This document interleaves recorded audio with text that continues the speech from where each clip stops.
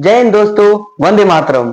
अगर आपका भी सपना है इंडियन एयरफोर्स ज्वाइन करके आसमान के उस ऊंचाइयों का छूने का, तो आपका भी सपना बहुत जल्द पूरा होने वाला है।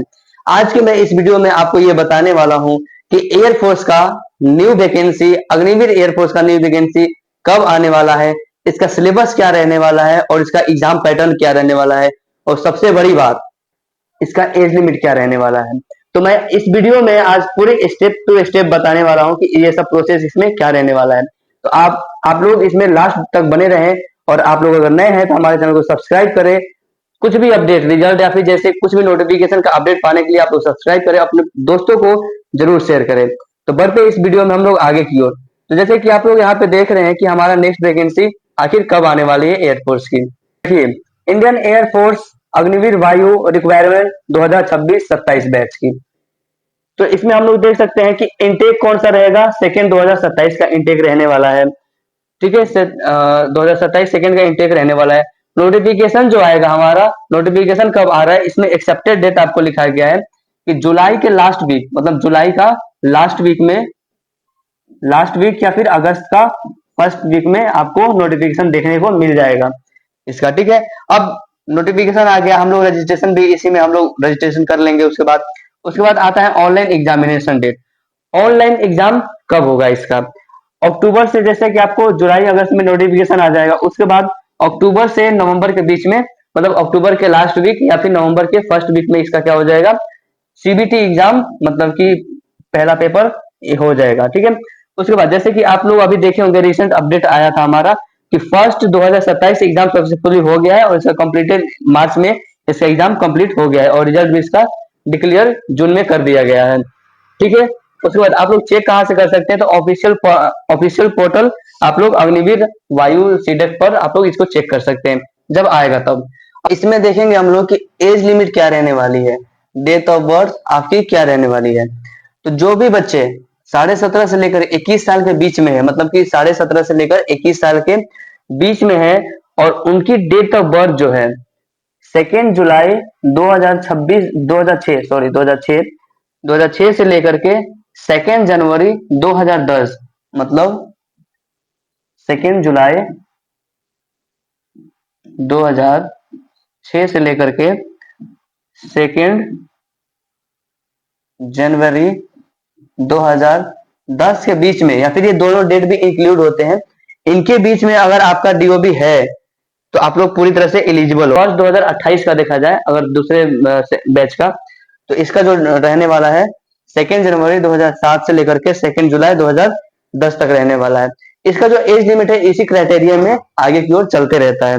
ठीक है, अगर आप लोग maximum age must not exceed by 21 year on the date of final enrolment, मतलब आपका जो एज है, आपका इनरोलमेंट आने तक 21 से अंडर ही रहना चाहिए। अगर 21 से ज्यादा हो गया एक दिन भी, तो शायद आपका इनरोलमेंट रुक सकता है।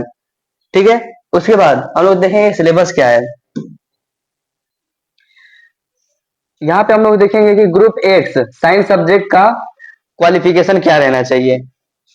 देखिए, group x science subject qualification, इसका जो क्वालिफिकेशन आपको 10+2 इंटरमीडिएट पास होना चाहिए, 50% से पास होना चाहिए। उसके बाद सब्जेक्ट क्या क्या होना चाहिए, मैथमेटिक्स, फिजिक्स और इंग्लिश मैंडेटरी है, मतलब कि ये सब्जेक्ट होना ही चाहिए, और इंग्लिश में अलग से आपको 50% पास होना चाहिए। उसके बाद हाँ, मिनिमम 50% आपको आना चाहिए 10+2 में, और इंग्लिश में कितना मांगता है, 5%, मतलब ओवरऑल तो आपको 50% होना ही चाहिए, और इंग्लिश में अलग से आपको 50% लाना पड़ेगा। ठीक है, अल्टरनेटिव, मतलब इसमें आप अगर आप 3 ईयर डिप्लोमा किए हैं या फिर इंजीनियरिंग किए हैं 50% के साथ, तो वो भी फॉर्म इसको भर सकते हैं, वो लोग भी एलिजिबल होते हैं। अब अगर यही क्वालिफिकेशन अगर वाई ग्रुप के लिए बात किया जाए कि वाई ग्रुप में क्वालिफिकेशन क्या रहने वाली है, तो वाई ग्रुप की जो क्वालिफिकेशन है ये भी हमारा 10+2 होने चाहिए। उसके बाद किसी भी स्ट्रीम से, मतलब एनी स्ट्रीम, आर्ट्स के हो, कॉमर्स के हो या फिर साइंस के हो, उससे होने चाहिए, और मिनिमम इनको भी 50% ओवरऑल मार्क्स चाहिए। 50% ओवरऑल मार्क्स इनके भी, वाई ग्रुप के भी चाहिए, और इंग्लिश में तो आपको 50% चाहिए ही चाहिए अलग से।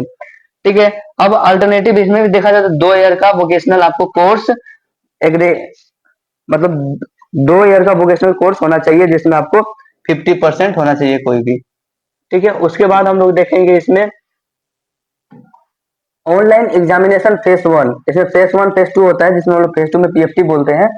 तो ये फेस 1 कब होने वाला है और कैसे होने वाला है, इसका मोड कैसे रहता है? तो mode online computer based CBT exam test होता है, मतलब कि पूरी के पूरी आपको ऑनलाइन एग्जाम होगा, कंप्यूटर बेस्ड होगा आपको। उसके बाद अगर देखा जाए ग्रुप एक्स एग्जाम, मतलब एक्स का देखा जाए तो इसमें इंग्लिश रहता है, फिजिक्स रहता है, मैथमेटिक्स रहता है। इन सभी का क्वेश्चन आपको आता है, इसका 20 क्वेश्चन रहता है और इसका 25-25 क्वेश्चन रहता है। ठीक है, इंग्लिश का 20 क्वेश्चन और इसका 25-25 क्वेश्चन। इस क्वेश्चन को आपको सॉल्व करने के लिए आपको 60 मिनट का टाइम दिया जाता है। ठीक है, और सेम यही अगर वाई ग्रुप का देखा जाए तो वाई ग्रुप में आपको इंग्लिश रहता है 20 क्वेश्चन का, उसके बाद रागा रहता है आपको 30 क्वेश्चन का। इस 30 क्वेश्चन में आपको लगभग 15 से 16 क्वेश्चन रीजनिंग का रहता है। उसके बाद 7 से 8 क्वेश्चन आपको जीके जीएस का रहता है, जीके जीएस। उसके बाद 7 से 8 आपको मैथ का रहता है, और मैथ भी कौन सा, जनरल मैथ का रहता है। ठीक है, इसमें आपको 45 मिनट का टाइम मिलता है टोटल। और जो बच्चे मतलब बोथ बोथ अप्लाई करते हैं, जैसे एक्स और वाई दोनों हो गया, इसको अप्लाई करते हैं, तो उनमें क्या होता है, इंग्लिश, फिजिक्स, मैथमेटिक्स और ये रहेगा इंग्लिश दोनों के लिए कॉमन ही होता है, इसलिए इंग्लिश हो जाएगा और ये 3 सब्जेक्ट रहेगा। उनके लिए जो टाइमिंग मिलने वाली है 85 मिनट मिलने वाली है, उसी में आपको सब करना है। और इसमें नेवी के जैसा नहीं होता है कि सारे क्वेश्चन के एक ही बार खुल जाते हैं, ऐसा नहीं। पहले आपको 20 मिनट के लिए इंग्लिश खुलेगा, फिर 25 फिजिक्स खुलेगा, फिर मैथमेटिक्स खुलेगा, ऐसे ऐसे खुलता है। और इसमें क्या होता है कि सबसे पहले आपको इंग्लिश खुलेगा, इंग्लिश के बाद आपका रागा सेक्शन खुलता है, जिसमें आपको सारे क्वेश्चन रहते हैं, मैथ, जीके जीएस और ये मैथ का और रीजनिंग का सारे क्वेश्चन इसमें रहते हैं। ठीक है, तो ये हो गया आपका फेस 1 कैसे हो। तो देखेंगे फेस 1 रिटर्न एग्जामिनेशन होने के बाद फेस 2, फेस 2 कैसे होता है। जैसे आपका फेस 1 हो जाएगा, ऑनलाइन रिटर्न एग्जाम हो जाएगा, उसके बाद आपका आता है फेस 2। फेस 2 में क्या होता है, फेस 2 में हमारा पीएफटी होता है, फिर फिजिकल फिटनेस टेस्ट होता है। उसके बाद इसमें ये होने के बाद आपका ग्रुप डी होता है, ग्रुप डिस्कशन। उसके बाद आता है हमारा फेस 3। फेस 3 में हमारा आता है मेडिकल एग्जामिनेशन, मेडिकल के लिए आप लोग को बुलाया जाता है दोबारा से। उसके बाद जब मेडिकल आपका हो जाएगा तो अब बनता है आपका final merit. Final merit all India merit list, PSL आपको आता है। ठीक है, उसके बाद आप लोग का ज्वाइनिंग हो जाता है। ठीक है, तो ये रहा आपका एयरफोर्स का नेक्स्ट वैकेंसी का सारा अपडेट। एज लिमिट क्या थी, सब चीज मैंने आपको स्टेप वाइज बताया है। और अगर आपको वीडियो पसंद आता है तो आप अपने दोस्तों को शेयर करें और हमारे चैनल को सब्सक्राइब भी करें, ताकि मैं आपको जो भी अपडेट दूं आपको जल्दी से जल्दी आप लोगों के पास पहुंचे। ठीक है, अगर आपको कोई डाउट है तो आप कमेंट करके पूछ सकते हैं। मिलते हैं नेक्स्ट वीडियो में, तब तक के लिए बाय, जय हिंद।